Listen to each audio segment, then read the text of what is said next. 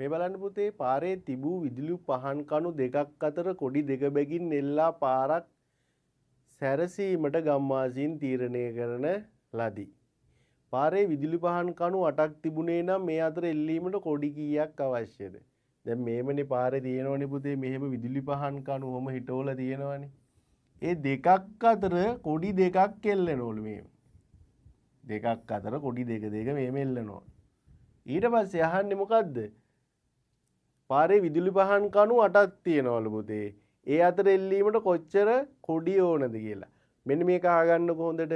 පුතේ කණු ගානට වඩා පරතර ගාන එකක් අඩුයි හැම විටම. මේ බලන්න කණු 8යි නම් පුතේ එකක් අඩුයි පරතර 7යි. මේ බලන්න පරතරයක් කියන්නේ කණු දෙකක් අතර මේ තියෙන්නේ පරතර.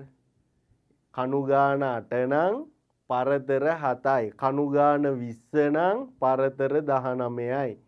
කණු ගාන 12 නම් පරතර ගාන 11යි. ඒ කියන්නේ හැම විටම කණු ගානට වඩා පරතර ගාන පුතේ එකක් අඩුයි.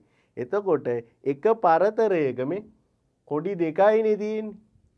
එහෙනම් මෙතන පරතර 7ක් තියෙනවානේ. පරතර 7 නම් 7 ගුණ කරන්න 2කින් කොඩි ඕන පුතේ 14යි.